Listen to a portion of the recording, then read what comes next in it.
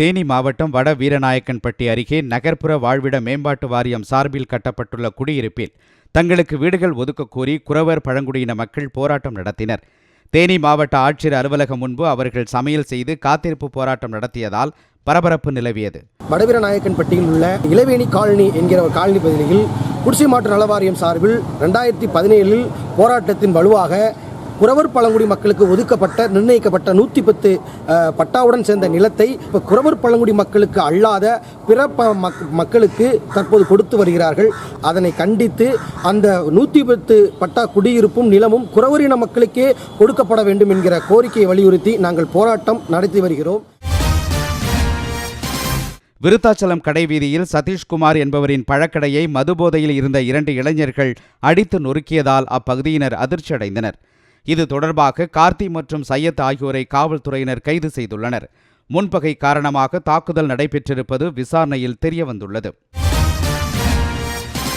கடலூர் மாவட்டம் பன்ருட்டி அருகே விநாயகர் சிலையை கரைப்பதற்காக குளத்தில் இறங்கிய 5 சிறுவர்கள் ஒருவர் பின் ஒருவராக நீரில் மூழ்கினர். அவர்களை பொதுமக்கள் மீட்டு மருத்துவமனையில் சேர்த்த நிலையில் ஆதிகிருஷ்ணன் என்ற 7ஆம் வகுப்பு மாணவன் சிகிச்சை பலனின்றி உயிரிழந்தது சோகத்தை ஏற்படுத்தியுள்ளது.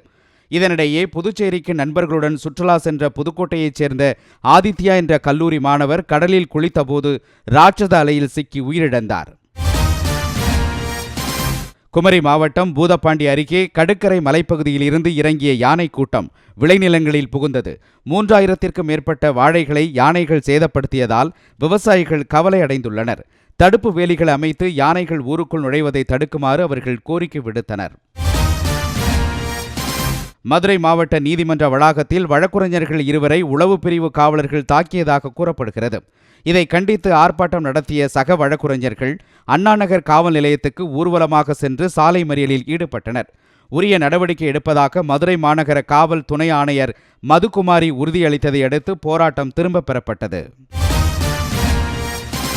பொள்ளாச்சி அருகே கோமங்கலம் பகுதி நெடுஞ்சாலையில் மீன்களை ஏற்றிச் சென்று கொண்டிருந்த சரக்குந்து ஒன்று கழிவுநீரை வெளியேற்றியுள்ளது. இதையடுத்து அந்த ஊர்தியை சிறைப்பிடித்த பொதுமக்கள் காவல் நிலையத்துக்கு கொண்டு சென்றனர். காவல்துறையினர் நடத்திய விசாரணையில் கேரள மாநிலம் கோழிக்கோட்டில் இருந்து தூத்துக்குடிக்கு மீன்களை ஏற்றிச் சென்றபோது பாரத்தை குறைப்பதற்காக கழிவுநீரை வெளியேற்றியது தெரியவந்துள்ளது. புதுச்சேரியில் தனியார் நிதி நிறுவனத்திடம் வாங்கிய கடனை விஜயலட்சுமி என்பவர் திரும்ப செலுத்தாத நிலையில் அவர் பணியாற்றி ஓய்வு பெற்ற மகளிர் மேம்பாட்டுத்துறை அலுவலக பொருட்கள் நீதிமன்ற ஆணைப்படி பறிமுதல் செய்யப்பட்டன. விஜயலட்சுமி ஓய்வு பெற்ற போது அவரது பணப்பலன்களை நிறுத்தி வைக்குமாறு நீதிமன்றம் ஆணையிட்டுள்ளது. ஆனால் அந்த ஆணையை மதிக்காமல் விஜயலட்சுமிக்கு சேர வேண்டிய அனைத்து தொகையையும் மகளிர் மேம்பாட்டு நிறுவனம் கொடுத்ததால் பறிமுதல் நடவடிக்கை பாய்ந்துள்ளது. காலாவதியான சுங்கச்சாவடிகளை அகற்ற நடுவண் அரசு தயக்கம் காட்டி வருவதாக அகில இந்திய மோட்டார் காங்கிரசின் தென்னிந்திய தலைவர் சண்முகப்பா கூறியுள்ளார். இந்தியாவில் 486 சுங்கச்சாவடிகள் காலாவதி ஆகிவிட்டதாக கூறிய அவர் இது தொடர்பாக உள்துறை அமைச்சர் அமித்ஷாவை சந்தித்து கோரிக்கை விடுத்த போதும் எந்த நடவடிக்கையும் நடுவண் அரசு எடுக்கவில்லை என குற்றம் சாட்டினார்.